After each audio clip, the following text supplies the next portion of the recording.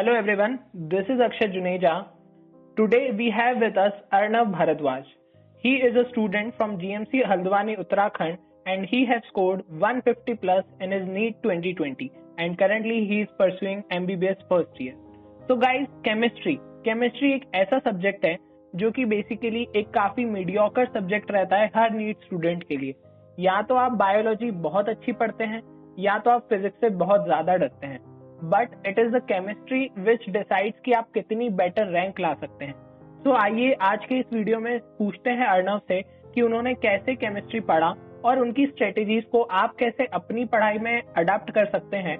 और आपको जो भी पॉइंट अच्छा लगे उसे आप कमेंट्स में जरूर बताइए, वीडियो को लाइक कीजिए, शेयर कीजिए एंड सब्सक्राइब करना ना भूलिए. ये एक नया इनिशिएटिव है, यूनिक इनिशिएटिव है जिसमें हम सब बच्चों का इनपुट्स आप तक ले जाना चाहते हैं ताकि आप अपनी स्टडीज में इसे अप्लाई कर सकें. तो चलिए बिना टाइम वेस्ट करे शुरू करते हैं कि कैसे अर्णव ने केमिस्ट्री पढ़ी. तो hello Arnav.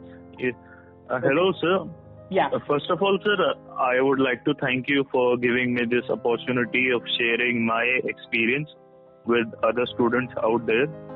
Sure. Yes, sir. So, as you talked about branch-wise division of chemistry, sir, so I'll start with physical chemistry. Yeah, sure. Sir, so physical chemistry में जो अप्रोच होती है basically formula based approach.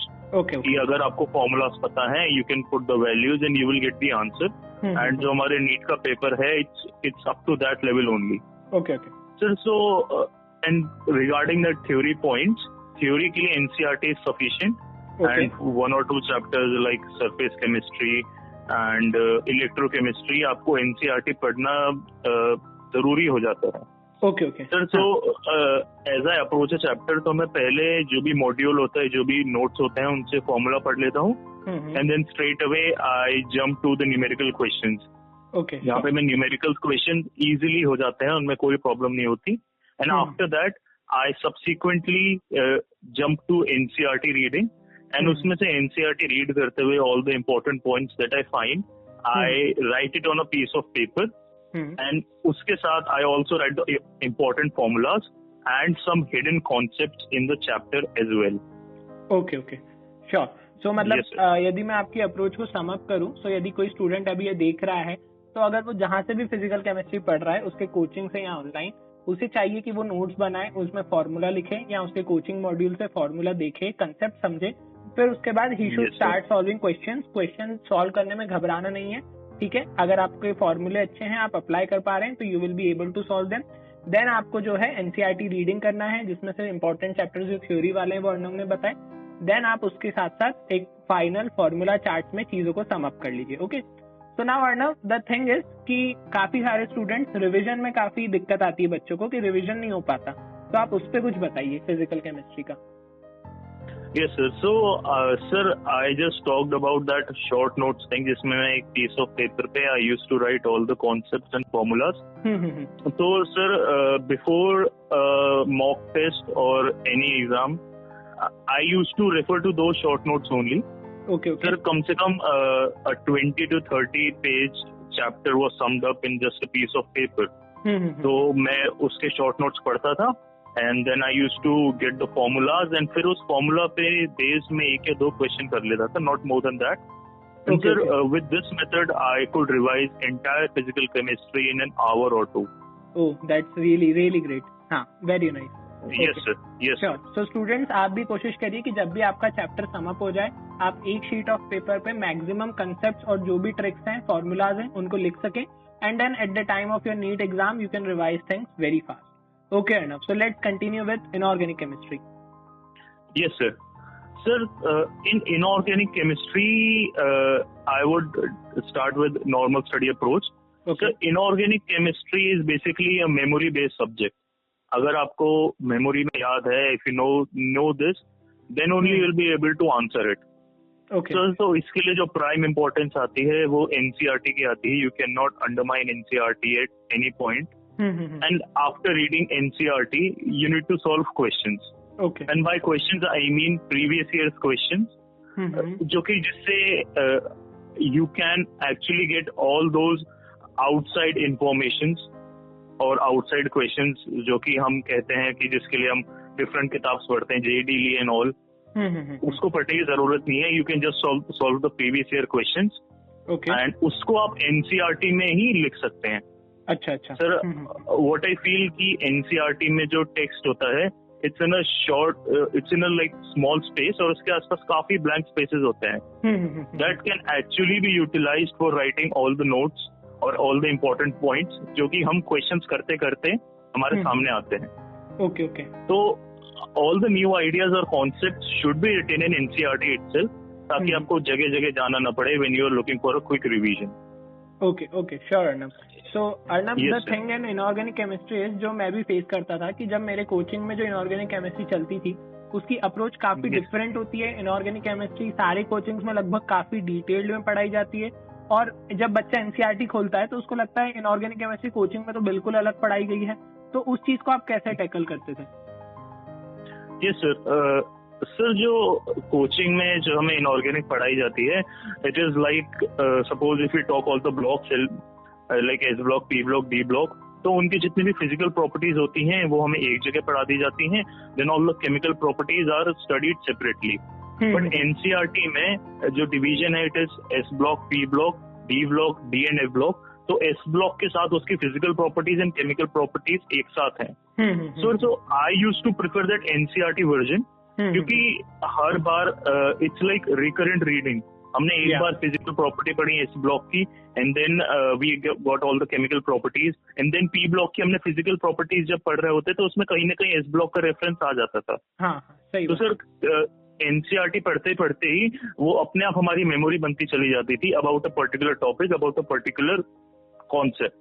Sir so बहुत लोगों को जो coaching वाला method होता है वो बहुत अच्छा लगता है, बट पर्सनली सर मैं NCERT ज्यादा प्रेफर करता हूँ कोचिंग नोट से, specially in this case of inorganic.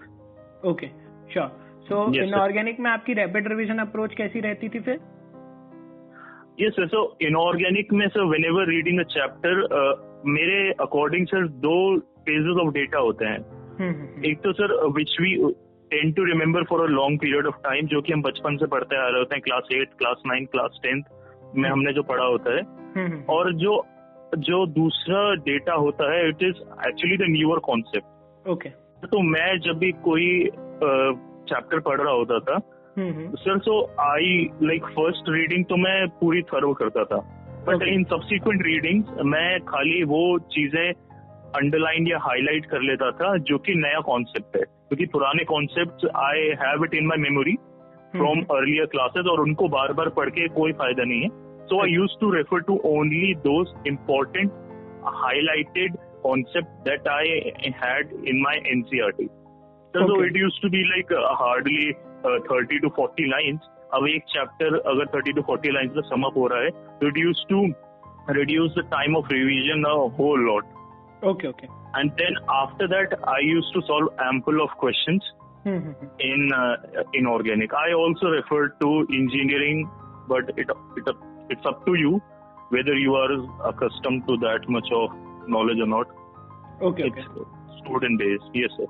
Okay, so मैं सम अप करूँ इनऑर्गेनिक में अर्नब की अप्रोच. तो ये होना चाहिए कि आप कोचिंग में पढ़िए जरूर नोट्स को, बट उसको लेके इतना स्ट्रेस मत करिए. आप एक बार NCERT की अप्रोच को भी फॉलो करके देखिए, जो अप्रोच आपको ज्यादा सूटेबल लगती है. And obviously NCERT is quite short and concise, और अगर आपके प्रीवियस ईयर क्वेश्चन सिर्फ उससे ही बन पा रहे हैं तो इट्स वेल एंड फाइन. और कोचिंग से आप कंसेप्ट ले लेके NCERT में नोट डाउन कीजिए, और जैसे फिर अर्नब ने कहा आखिरी में रिवीजन के लिए आप लाइंस इंपॉर्टेंट हाईलाइट कीजिए और आखिरी में फ्लो चार्ट बनाइए. Okay, so that's very great Arnav. Now let's proceed to organic chemistry. Yes sir. Sir, so again organic chemistry is a different field altogether, different from inorganic and physical chemistry. And according to me sir, it is part memory and part concept based approach. Oh, okay. That's a quite new name. So what does this mean? Yes sir. Sir, so part memory means like we have to focus on memory based things and concepts too. For example, reagents and anomalies which are present in the NCERT itself. So we need to be thorough with the reagent names. जब तक हमको वो याद नहीं होते हैं, we cannot step forward in organic chemistry. And sir also जो class 12th chemistry के लास्ट 3 चैप्टर्स हैं, namely biomolecules, polymers and chemistry in everyday life, they are completely memory based. Okay. Yes sir. And sir for the concept based thing, अगर हमें एक बार reagent की functioning पता है तो maximum questions become a cake walk, क्योंकि if we can segregate them as nucleophilic addition reaction, nucleophilic substitution reaction, तो हम उनको ब्रॉड ग्रुप्स में क्लासिफाई कर सकते हैं whenever a reagent occurs, so we can perform the particular task as suited it, and then we can get the answer. Okay, that's nice. So आपकी study approach क्या रहेगी फिर ऑर्गेनिक के लिए? Sir, for organic, first of all, I would request all the students to focus on general organic chemistry concepts, basically carbocation and different stability, acid-base orders. Sir ये basically building blocks होते हैं, हमारे chemistry के basics हैं, इनके बिना कुछ नहीं हो सकता. सो क्लास 11th का जो एक बहुत लंबा stretch of time is dedicated to GOC. तो अगर आपको जीओसी के बेसिक्स स्ट्रॉन्ग करने नहीं है आपके, तो फिर आपको बहुत आगे दिक्कत होने वाली है. ठीक है. And sir once we step in class 12th syllabus, तो एक हड़बड़ाहट होती है बच्चों में कि that they want to solve a lot of questions, जैसे कि वो और सब्जेक्ट्स में करते हैं. But according to me, initial time में हमें ज्यादा क्वेश्चन सॉल्व करने की कोई जरूरत नहीं है ऑर्गेनिक में, अंटिल हमारा पूरा सिलेबस कंप्लीट नहीं हुआ है. हम थोड़े छोटे पॉइंट्स में छोटा अगर सिलेबस हो चुका है हमारा थोड़ा पार्ट, तो हम उसके क्वेश्चन फिर हम कर सकते हैं. बट तब भी I would rather prefer limited questions, and once I am done with all the syllabus, then I can solve the questions. सही बात है, बिकॉज ऑर्गेनिक काफी इंटरकनेक्टेड भी होता है. अब आप जीओसी सॉल्व कर रहे हो, क्वेश्चन थोड़ा चैप्टर वाइज आ गया तो काफी दिक्कत होती है. बिल्कुल सही बात है. Yes sir. ठीक है. ओके, तो फिर question once done with the syllabus, how should one start doing questions? Yes sir, so once after done with the syllabus, start again from GOC itself, and this time start making memory notes on loose sheets. Loose sheets as I made in as I talked about in physical chemistry and also in organic chemistry, जिसमें आप सारे reagents include करेंगे, उनकी specific anomalies include करेंगे, and even some important and unknown organic names, जैसे sir एस्पायरिन का structure दे रखे हैं NCERT में, जो कि we often tend to forget. तो वो सारी चीजें अगर हम लूज शीट्स में रख सकते हैं सर, तो same that physical chemistry approach कि उससे रिवीजन बहुत रैपिड हो जाता है. Okay sure. तो यस सर, तो उसके बाद we can start with very basic questions. अच्छा. ऑर्गेनिक में सर क्वेश्चंस के कोई लिमिट नहीं है, हम जेई एडवांस लेवल तक के क्वेश्चन जा सकते हैं. But for NEET level I would rather restrict it only to reagent based question, जिसमें आपको खाली मेमोरी में जो आपके रिएजेंट्स हैं उनसे क्वेश्चंस करना होता है. And it's simple approach, no trickier questions. But एक बार अगर आप फेमिलियर होते जाते हैं, once you start diving into the subject, then you can actually go for a more trickier questions. Okay so that's fine. So questions आपने बिल्कुल सही बताया. सो एक चीज आप और बता दीजिए कि आपने ऑर्गेनिक में एनसीईआरटी पढ़ी थी या कैसे पढ़ी थी, कितनी पढ़ी थी? यस सर, ऑर्गेनिक में एनसीईआरटी सर मैंने बहुत थोरली पढ़ी थी. सर क्योंकि ऑर्गेनिक में यूजेस और कुछ स्पेसिफिक रिएजेंट की एनोमैलीज जिनकी मैं बात कर रहा था, वो सर काफी विविडली एनसीईआरटी में दे रखे हैं. तो अगर आपने वो नहीं पढ़े एंड उनसे क्वेश्चन बन गया तो that it would be a huge loss. तो इसलिए ऑर्गेनिक में NCERT is super important. Okay great. So now let's proceed to the rapid revision part of organic. Yes sir. Sir, so in rapid revision में sir I already mentioned those short notes that I made. और उन्हीं में sir I can revise all the reagents, and उन्हीं reagents पे based I could practice some simple questions ताकि हमारे basic concept जो है refresh हो जाए. And sir apart from this, हमें जो NCERT theory थी, we need to keep revising it in interstices. क्योंकि सर कई बार जो simple questions होते हैं वो ignored chapters में से बन जाते हैं एनसीईआरटी में. अच्छा ठीक है. Yes sir. Okay so Arnav की अप्रोच ये थी कि अर्णव स्टडीड एनसीईआरटी थॉरोली और साथ ही साथ कोचिंग के नोट्स करे उन्होंने. And then last what he tell is कि पहला पूरा ऑर्गेनिक आप खत्म कर लीजिए right from GOC to the last chapter of class 12. Then आप उसको रिगरसली रिवाइज करके क्वेश्चंस लगाइए, उससे कंसेप्ट शीट्स बनाइए और फिर आपको कुछ भी रिएजेंट बेस्ड क्वेश्चंस है तो उनको आप एक अलग से पेज में लिख के आगे के लिए आप रिवाइज कर सकते हैं. So this was very nice, है ना Arnav? This theory is very nice. Okay. Now the thing is that do you want to say something else? Yes sir. I just talked about interstices. Yeah. Yes sir. So मैं general public में बताना चाहूंगा क्योंकि ये इंटरस्टिसेस का मतलब कई बार clear नहीं होता है. सर तो अकॉर्डिंग टू मी मेरे साथ क्या होता था कि suppose I have a free time, कुछ मैं खाली बैठा हूँ, ये सपोज मैं वॉशरूम में गया हूँ, तो I used to carry my NCERT with me and उसमें sir I just used to flip the pages ताकि कोई ऐसा पॉइंट मिल जाए या कुछ भी जनरल चीजें मैं पढ़ता था. सर तो 2019 में एक क्वेश्चन आया था रेडॉक्स रिएक्शन चैप्टर से. अच्छा. जिसमें सर एक स्ट्रक्चर पूछा था एसिड का, जो कि सर मैंने जब मॉक टेस्ट में दिया था तब मुझसे सॉल्व नहीं हुआ.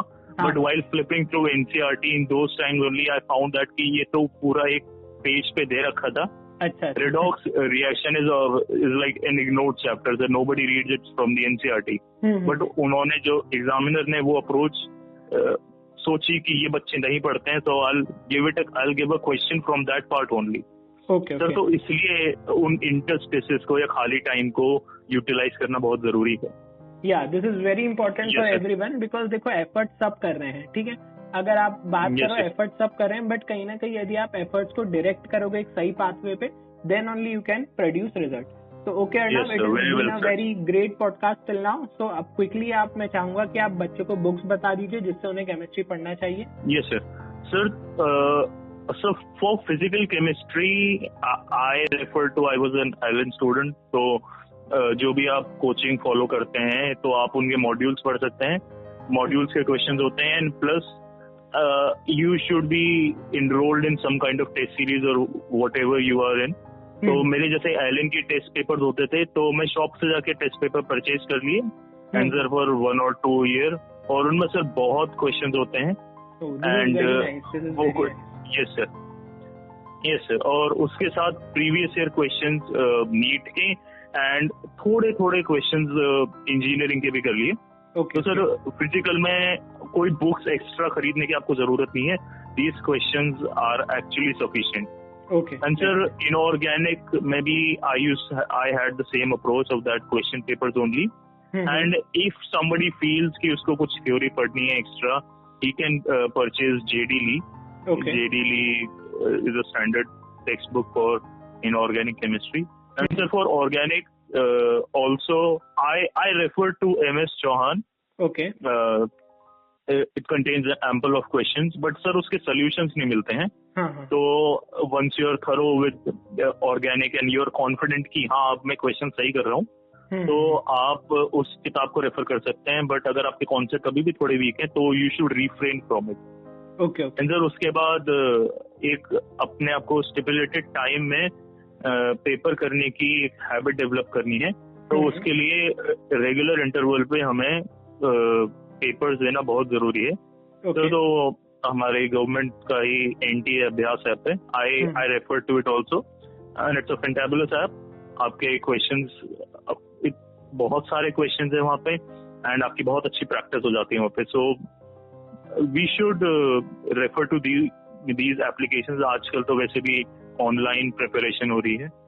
Not many students are approaching coachings. Yes sir. So that's all for the books. Okay. So that was very nice Arnav. मुझे लगता है हमने सारी चीजें कवर की है ना. तो यदि आप एक स्टूडेंट हैं और आप इतना लंबा आखिरी तक पॉडकास्ट सुने हैं, so this content needs to be respected by you. And now it's your time to kindly like, share and subscribe to the channel. And if this initiative really benefits you, then feel free to comment below and how we can improve. So it was great talking to Arnav Bharadwaj. I wish him all the best for his MBBS journey. और I wish कि जैसे ये guide कर रहे हैं अपने juniors को, ये गाइड करते रहें और जल्द ही ये डॉक्टर बन के बाहर आएंगे. And then we will all have a great time together. So thank you Arnav. Thank you for your time. Thanks a lot sir. Yeah. It was great. Yes sir. Okay Arnav. Signing off. Take care. Stay safe. Stay healthy.